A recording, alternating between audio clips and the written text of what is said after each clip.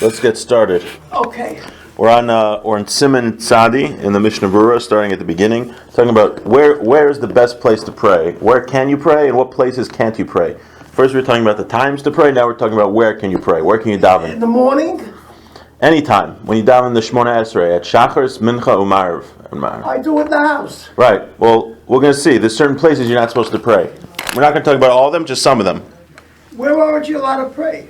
That's what we're going to see. It says, Hamispalo lo yamod, lo agabe mita, you should not pray standing on your bed. V'lo agabe kisei, not on a chair. V'lo agabe safsal, not on like a bench or like a pillow. Or probably like a bench. Va'afilu einen gevoam gimel tvachim, even if they're not high. So you have like a little chair that's 3 tvachim, even if it's not 3 tvachim. This is a tefach, the width of your hand. Yeah. So 3 of those, was that like 9 inches? So even if they're very short, you should not daven on top of them. V'lo agabe makom gavo, you shouldn't daven on a high place. The only time you could daven in a high place is if you're old or sick, or you're davening for the congregation, you want them to hear you. It means old or sick, like you're stuck in your bed and you can't really get out. Then you could daven over there, standing. So what's the reason? Va'afilu, the Mishnah Berurah says, if you're standing and davening on a chair, we're worried that you're not going to focus on your davening because maybe you're going to think, I'm going to fall off the chair. It's not so sturdy. So since you're not going to be able to have intent, you see how important it is to focus when you're davening. You're not allowed to do these things that would distract you when you're davening. Ulefize, mashi hitiru besamach bezakin v'chola after able mishum gavus mikol makom ya'aser lamed machmas bisusa tzarich lamaratam doletrichu chacham v'tiru lispal alayam b'meshihitav lo b'yeshiva b'mida v'yishlomer demarisham begavan doleka b'susa. And when we're talking about an elderly person or a sick person that could daven in his bed, we're talking about sitting or standing, whatever is good for him. Because even though you shouldn't really daven like on a bed or on a chair, an elderly person or a sick person, we don't want to make it too difficult for him that he's got to, get up and everything, so he can daven there. Or we're talking about a case where he's not going to be afraid of falling. Some say that if you have a chair that's very low, under 9 inches, then you're allowed to daven on it. But the Mishnah Berurah concludes it looks like that you shouldn't do that. You should go like the Shulchan Aruch. All right, we're just saying that you shouldn't daven on standing on a chair or a bench or a bed because you're going to be worried that you're going to fall and you're not going to be able to focus on the davening. I would think, he doesn't say, but I would think it also means steps. Maybe you shouldn't daven on steps. Sometimes you're in a shiva house and there's no room, so people daven on the stairs. So maybe you shouldn't do that because you'd be worried that you'll trip, fall on one of the stairs.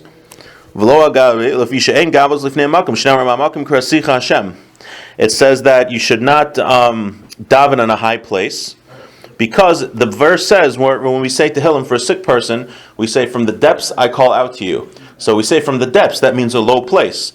There's a shul in Baltimore, the Aguda, the Chazan actually, where the Chazan davens, you have like the front of the shul, and then there's a step to go down, like a little box down, so you can fulfill this verse that from the depths we call up to you. So the Chazan is actually lower than everybody else. He's actually in like a little pit almost. Is that the only place that has that? Because I never heard of it. That's the only place I've seen it. Okay, probably neither. Probably. Yeah. We said an exception is where that a chazan, that the congregation needs to hear him, and the only way they can hear him is if he stands on a high place. That's allowed. He could even stand on a chair.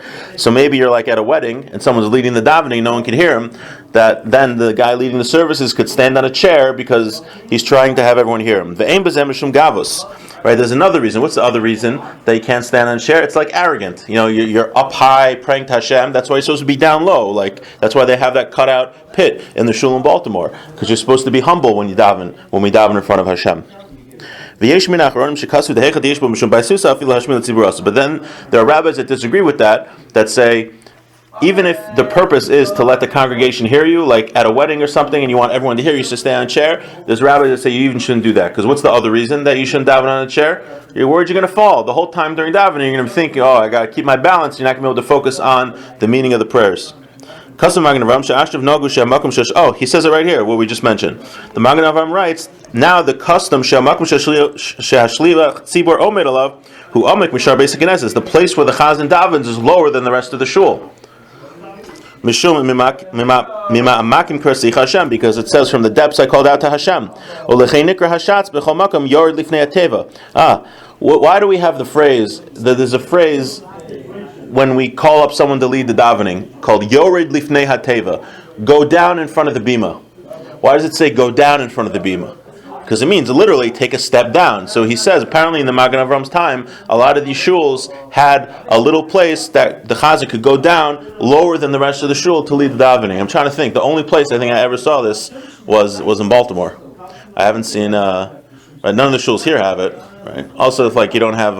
even when they have, even when they daven from the pit, meaning that it's not a pit though, when they have, like in Lakewood, in Sons of Israel, the old shul, Park Avenue, they daven, and the bima was in the middle of the shul. Right.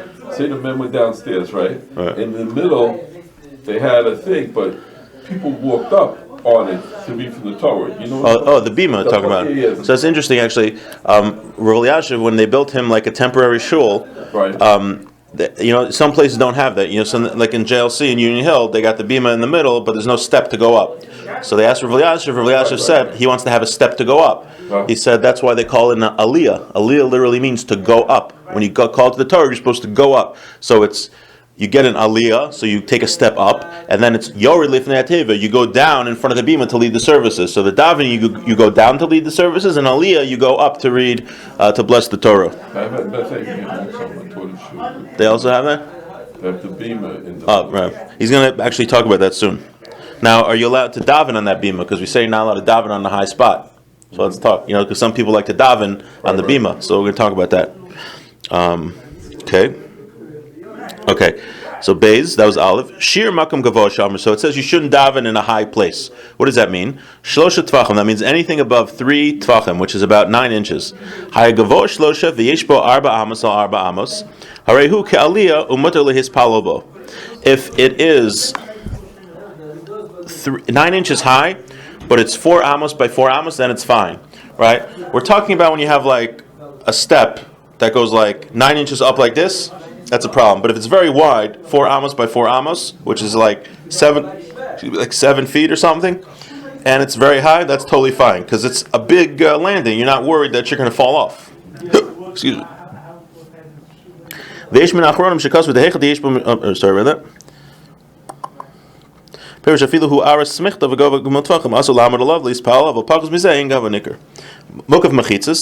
Oh, sorry, I wasn't there yet. He says,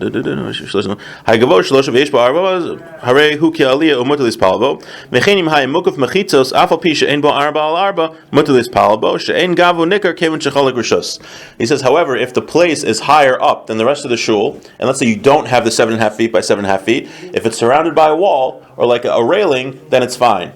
He says the reason is because, right, what was the one of the reasons that you shouldn't daven in a high place? Because it's like arrogant to daven in a high place before Hashem. You should be humble. We should be humble and lowly before Hashem.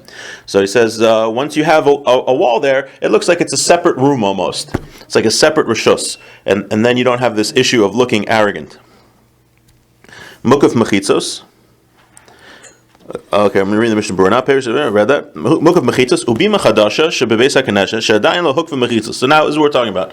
Let's say you built a bima in a shul and you have it in the middle. It's brand new, and you didn't get a chance to put the railings up. Are you allowed to daven there? Parsha at least palal. You're not allowed to daven there because same thing. But let's near the mutter. However, what about? Excuse me. They have that. That's far away. Chabad has that.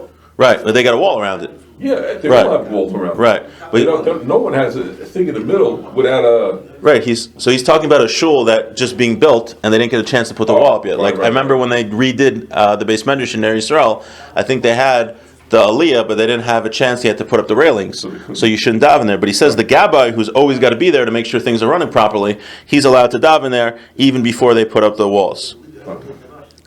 Kamala Inyan Umnan, like we're going to talk about a worker, B'Siv Gimel. Okay, that was Beis. Now Gimel. So now we're going to shift gears a little bit. What about your working? What kind of breaks are you allowed to take davening if you're a worker? Ha'umnan she'osin malacha l'balabayis. You're a worker for let's say you're a farmhand. You're allowed to daven when let's say you're picking olives in the olive tree, or picking dates, figs in the fig tree. You're allowed to daven actually in the tree. Ve'ein b'zeh mishum lo yamad al gabi makom gavoh v'yispalel. D'kevan she'alu lasos malachtam havi k'mo she'alu la'aliyah. He says this isn't an issue of looking arrogant when you're davening because you're there for work. You're doing the work there. Ubeshari lanos tzrichim le'reid. But other trees, if you're picking in other trees, you have to go down. So it's only fig trees and olive trees. What's the reason? That tam shenishtana zayis mishari lanos. A olive tree is different from all of the trees. It's got a lot of branches. It takes a lot of effort to go up and down that kind of tree. And you're going to have to stop working. Therefore, you should daven in the tree. But where the other trees, where it's not as hard to get down, then you should go down to daven. But then he says, let's say you're the farmer, you own the farm. Even if you're on this fig tree and this date tree, then you should go down. Because you're working for yourself. So you could take the time to go down and daven. We only let the guy daven in the tree when he's working for somebody else, and he shouldn't be taking that much time off to daven.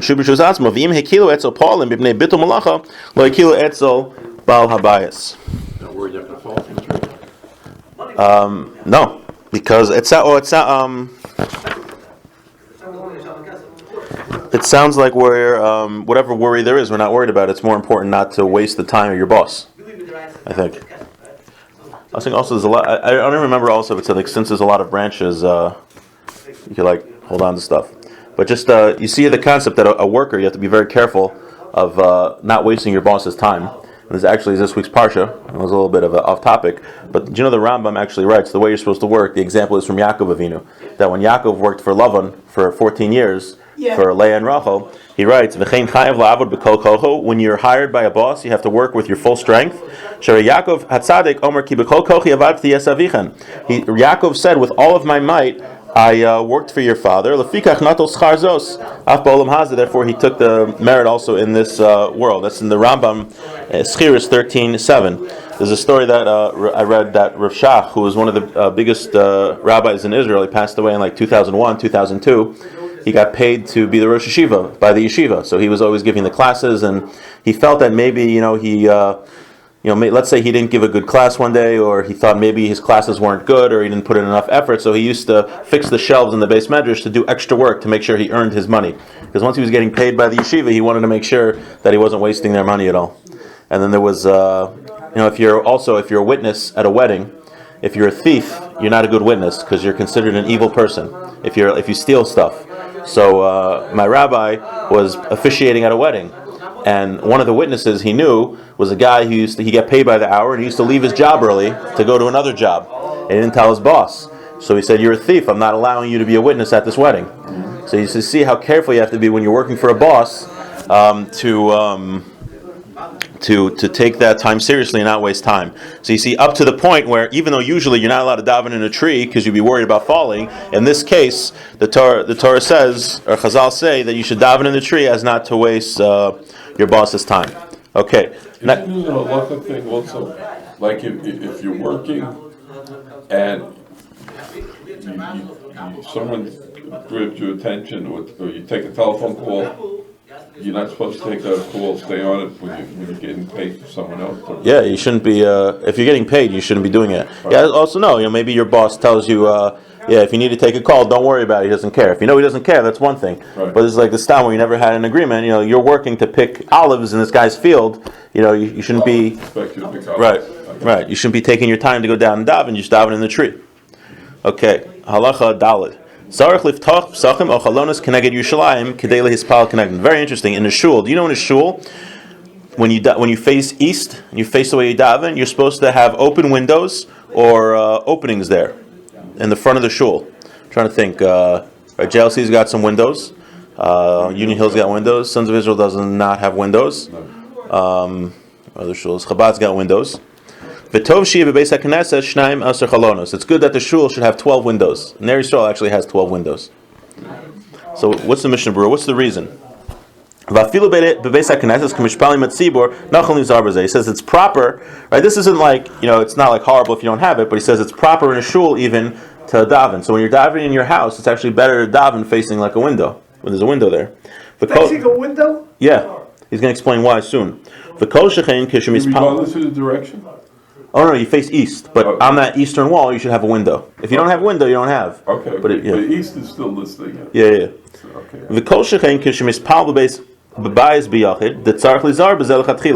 Also, if you're davening at home, you should be careful to daven in a room with a window. The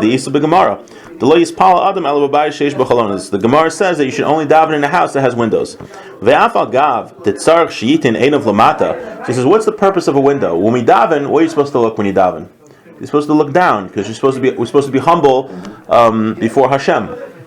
So why do we need a window? The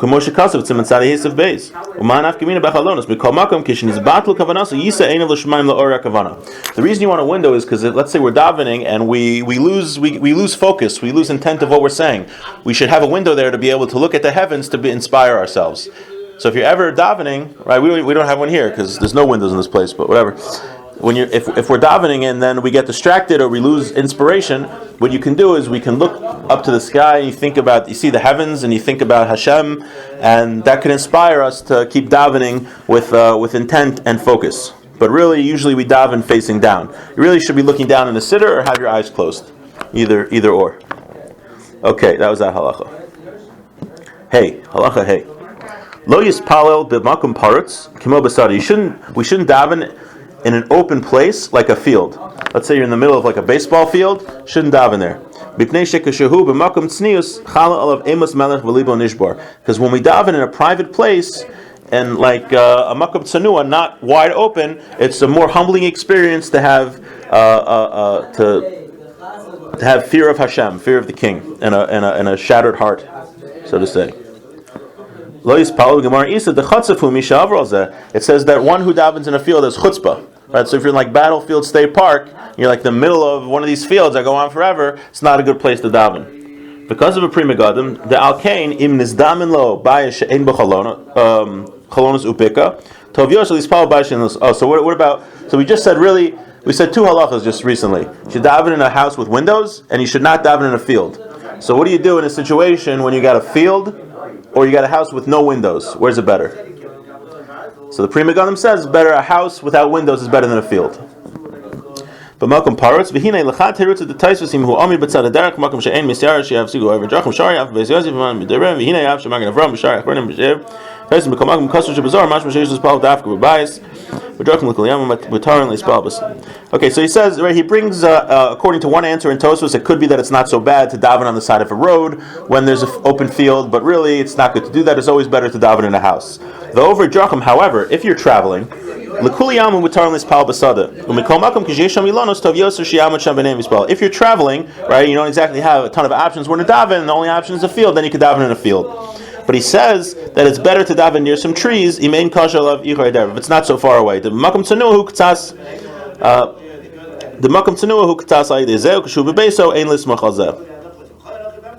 So he says, if you're traveling and there's nowhere else to daven, you could daven in a field, and the best is to find a place where there's some trees, because it's like more of a private place, a tsanua place. Well, welcome to join. We're learning the laws of davening. No pressure. We're saying that person is not supposed to daven in a field. But if you're traveling and the only place that you have to daven is a field, you could daven there. And the best thing is to go near some trees, so it's like more of a private place, because it says when you're in a private place, it's more fear of Hashem is on a person. It's considered chutzpah actually to daven like the middle of an open field. But he says if you're in your house, you shouldn't be davening in the field. And if you have two choices, we said also earlier that when you daven, you should have windows in the wall that you're facing, because even though when we daven, we face down to be humble in front of Hashem, if we lose our intent and we lose our focus, we will have a window there so we can look into the heavens and be inspired. So we said that if you have a choice to daven in a field or a house with no windows, then you should pick the house with no windows. Okay, so that was that. Next halacha. V'lo b'chorava mipnei chshad u'mipnei hamapolis u'mipnei hamazikim. You should not daven in a abandoned building. So if you find yourself in like an abandoned ruins, you shouldn't daven there. The reasons are, one, because of chashad. Honestly, that's where people used to go to prostitutes, was abandoned buildings. Probably, I guess they still go there. It's more like, it's not so much abandoned buildings, it's like rubble. And also, it's dangerous because something might fall on you. I'm thinking like condemned buildings. Or the other reason is because of Mozzie Kim. There's like bad spiritual forces in that place. It's better to daven on the road than in one of these decrepit buildings. And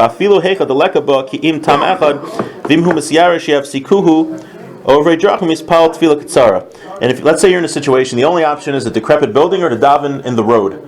So, and you're worried that people are going to interrupt you. So there's actually ways that you can daven a shorter Shemona Esrei, and he says that's what you should do instead of davening in this decrepit building, but we'll get to that later, God willing. The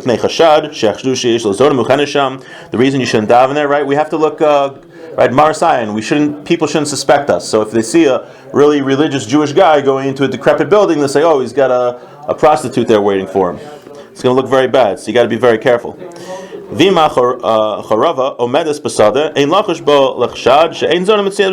this decrepit building is in the middle of a field, you don't have to be worried about prostitutes because apparently that's not where prostitutes hang out. Or if your wife's with you, you don't have to worry about it. Because people assume if your wife's with you, you're not going to be doing something like that. Let's say it's an abandoned building, but it's a strong building. You don't have to worry that it's going to fall on you. One second.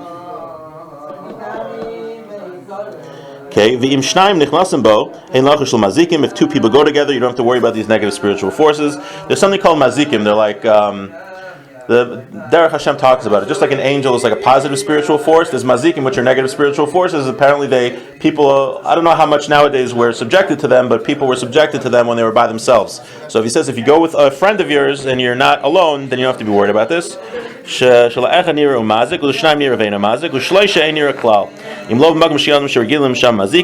it's a place where there's a lot of negative spiritual forces, then you shouldn't even go with two people. If you have a torch with you, it's good. Okay, fine. So that's the. I was saying what the last halacha was. Oh, so let's say if you have all of those things, we had three reasons why you shouldn't daven in a decrepit building. One, it might fall on you. Two, prostitutes. Three, because of negative spiritual forces. So if you can get rid of those three issues, then you could daven there. So how would that be? You're with two people. No spiritual forces. It's a strong building. It's not going to fall on you, and it's in a field. There's no prostitutes. So if you're with somebody else and you're in a decrepit building that's strong in a field, you could daven there. If that ever happens to anybody, you'll know the halacha. To the wife thing, that wasn't one of the three things. Oh, right. Wife was to. So no one's going to think about prostitutes. Okay. I would think if you're with a wife, I'm guessing that would be the same as a friend. And if your wife's with you, probably you don't have to be worried about prostitutes or negative spiritual forces. So if it's in the field, right.